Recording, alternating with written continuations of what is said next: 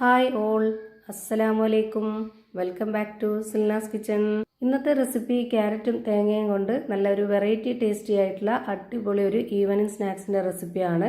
ഒരു തവണ ഉണ്ടാക്കി കഴിച്ചാൽ നമുക്ക് വീണ്ടും വീണ്ടും ഉണ്ടാക്കി കഴിക്കാൻ വേണ്ടി തോന്നും. അത്രയും ടേസ്റ്റി ആയിട്ടുള്ള കുട്ടികൾക്കും വലിയവർക്കൊക്കെ ഒരുപോലെ ഇഷ്ടാവുന്ന നല്ലൊരു അടിപൊളി ഐറ്റം ആണ്. അപ്പോൾ ഇതെങ്ങനെയാണ് തയ്യാറാക്കുന്നതെന്ന് അറിയാനായിട്ട് വീഡിയോ സ്കിപ്പ് ചെയ്യാതെ മുഴുവനായിട്ടൊന്ന് കണ്ടു നോക്കണേ.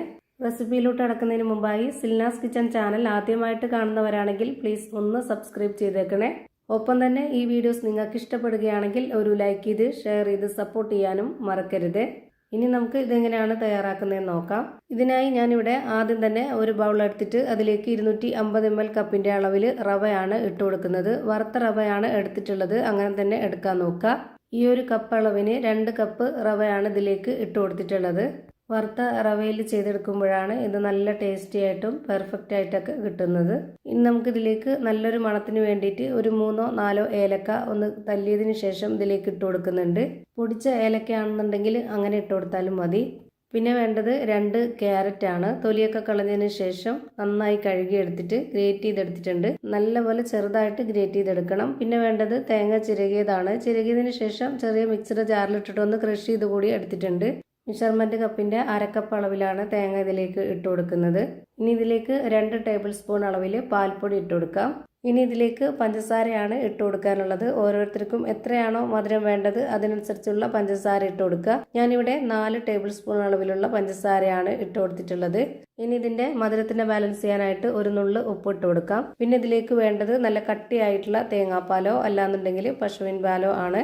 ഞാൻ ഇതിലേക്ക് ഒഴിച്ചു കൊടുക്കുന്നത് പശുവിൻ പാലാണ്. 250 ml കപ്പിന്റെ അളവിൽ 2 കപ്പ് പശുവിൻ പാല് ഇതിലേക്ക് ഒഴിച്ചു കൊടുക്കുന്നുണ്ട്. എന്നിട്ട് ഇതെല്ലാം കൂടി നല്ല പോലെ ഒന്ന് ഇളക്കി യോജിപ്പിച്ചെടുക്കാം. ഇത് തന്നെയാണ് കറക്റ്റ്. ഇനി ഇതിലേക്ക് വേറെ വെള്ളമോ പാലോ ഒന്നും തന്നെ വേണ്ടതില്ല. ഈ ഒരു റവ നന്നായിട്ട് കുതിർന്ന് വരുമ്പോൾ ഇതിന്റെ പരുവം കറക്റ്റ് ആവും. ഒരു 5-10 മിനിറ്റ് മാത്രം ഇതൊന്ന് കുതിരാനായിട്ട് വെയിറ്റ് ചെയ്യുക.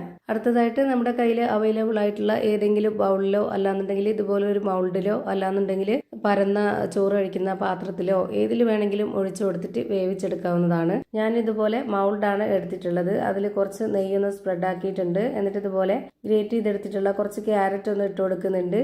എന്നിട്ട് നമ്മൾ റെഡിയാക്കി വെച്ചിരുന്ന ആ ഒരു മിക്സ് മുഴുവനായിട്ടും ഇതിലേക്ക് ഒഴിച്ചു കൊടുക്കുക. എന്നിട്ട് ഒരു സ്പാച്ച് വെച്ചിട്ട് കറക്റ്റ് ലെവൽ ചെയ്ത് കൊടുക്കുന്നുണ്ട്. ഇത് ഓവനിൽ ബേക്ക് ചെയ്തെടുക്കണമെന്നുണ്ടെങ്കിൽ അങ്ങനെയും ചെയ്യാം. അതല്ലാന്നുണ്ടെങ്കിൽ നമ്മൾ സാധാരണ പാത്രത്തിൽ വെള്ളം വെച്ചിട്ട് ആവിയിൽ വേവിച്ചെടുക്കണമെന്നുണ്ടെങ്കിൽ അങ്ങനെയും ചെയ്യാം. ഞാൻ അതുപോലെയാണ് ചെയ്യുന്നത്, ആവിയിലാണ് വേവിച്ചെടുക്കുന്നത്. ഞാനിവിടെ ആവിയിൽ വേവിച്ചെടുക്കാനായിട്ട് ഇതുപോലെ ഒരു ഉരുളിയാണ് എടുത്തിട്ടുള്ളത്. അതിലേക്ക് കുറച്ച് വെള്ളം ഒഴിച്ചു കൊടുത്തതിന് ശേഷം ഇതുപോലെ ഒരു പാത്രം വെച്ച് കൊടുക്കുന്നുണ്ട്. അല്ലാന്നുണ്ടെങ്കിൽ ഒരു റിങ് ഇറക്കി വെച്ച് കൊടുത്താലും മതി. ഈ ഒരു മൗൾഡ് കുറച്ച് വലിപ്പമുള്ളതായതുകൊണ്ട് ഇതിൽ ഇറങ്ങിയിരിക്കില്ല. അപ്പോൾ ഒന്ന് ബലത്തിന് വേണ്ടിയിട്ട് ഒന്ന് സെറ്റായിട്ടിരിക്കാൻ വേണ്ടിയിട്ടാണ് ആ ഒരു പാത്രം വെച്ച് കൊടുത്തിട്ടുള്ളത്. ഇതിനുള്ളിൽ ഇറങ്ങിയിരിക്കുന്ന പാത്രത്തിലാണ് നമ്മൾ വേവിക്കാൻ വെക്കുന്നതെങ്കിൽ ഒരു റിങ് ഇറക്കി വെച്ച് കൊടുത്തിട്ട് അതിന് മുകളിലേക്ക് ഈ ഒരു മൗൾഡ് വെച്ച് കൊടുത്താൽ മതി. ഇനി ഇതൊരു അടപ്പ് വെച്ച് അടച്ചതിന് ശേഷം ഇതൊന്ന് അമർന്നിരിക്കാനായിട്ട് ഞാനിവിടെ കറിച്ചട്ടി കമഴ്ത്തി വെച്ച് കൊടുത്തിട്ടുണ്ട്. വെയിറ്റുള്ള എന്തായിരുന്നാലും വെച്ച് കൊടുക്കാവുന്നതാണ്. ഒരു 40-45 മിനിറ്റ് സമയം വരെ ലോ ഫ്ലെയിമിൽ ഇട്ട് കൊടുത്തപ്പോഴത്തേക്ക് ഇത് നല്ല പോലെ വെന്ത് കിട്ടിയിട്ടുണ്ട്. ഇനി ഇതിന്റെ ഫ്ലെയിം ഓഫ് ചെയ്ത് കൊടുക്കാം. ഇത് എത്ര സമയമാണോ വേവാനായിട്ട് എടുക്കുന്നത് അത്രയും സമയം വരെ ലോ ഫ്ലെയിമിൽ തന്നെ വെച്ചിരിക്കുക. ഇപ്പോൾ അതാ നല്ല ടേസ്റ്റി ആയിട്ടുള്ള നല്ല സോഫ്റ്റ് ആയിട്ടുള്ള ഒരു അടിപൊളി പലഹാരം റെഡിയായി കിട്ടി. ഇനി നമുക്ക് ഓരോരുത്തർക്കും ഇഷ്ടമുള്ള വലിപ്പത്തിൽ ആകൃതിയിൽ ഷേപ്പിലൊക്കെ കട്ട് ചെയ്തെടുത്ത് കഴിക്കാവുന്നതാണ്.